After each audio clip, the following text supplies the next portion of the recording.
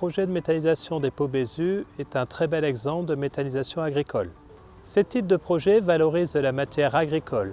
Pour les Pots Bézus, ce sont principalement des cultures intermédiaires à vocation énergétique. Il y a 3 clés dans la réussite d'un projet de méthanisation. Le premier, c'est de maîtriser l'approvisionnement.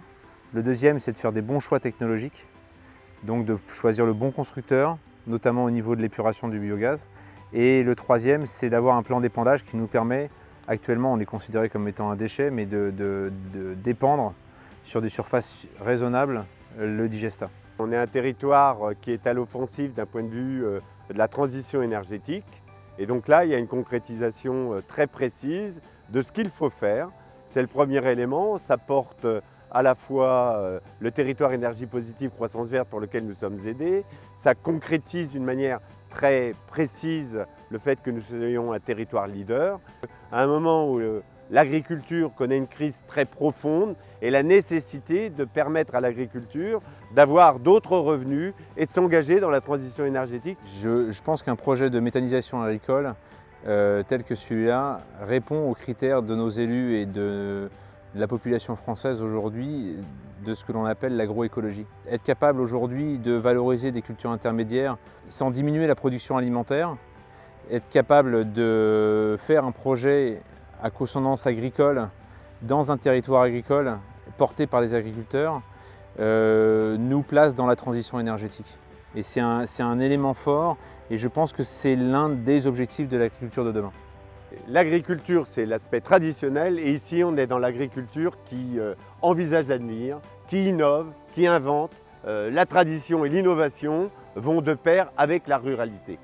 On est attentif, c'est-à-dire qu'effectivement, on est content qu'un méthaniseur, qu'une installation, qu'un investissement se réalise sur la commune, mais il faut malgré tout être très attentif sur derrière comment c'est géré, qu'est-ce qui se passe, parce que c'était quand même un petit peu pour nous l'inconnu.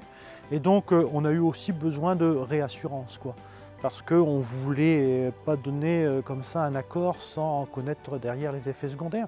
Il faut effectivement avoir un projet qui soit cohérent avec son environnement local, notamment par rapport aux élus. C'est-à-dire qu'il faut communiquer très en amont du projet et avoir une bonne communication, il faut dire la vérité, de savoir ce qui va se passer, travailler sur l'implantation, sur l'insertion paysagère, sur les odeurs, sur la circulation, pour que quand le projet sort, il ne sorte pas du chapeau, mais il soit déjà travaillé avec les élus et qu'il y ait une bonne concertation au niveau local.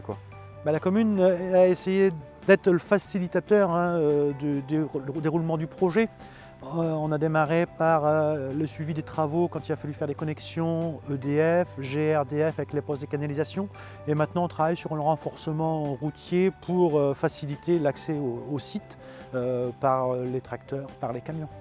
L'un des gros avantages de la méthanisation en injection de biogaz, c'est essentiellement d'être capable de produire une énergie renouvelable issue de l'agriculture de manière continue.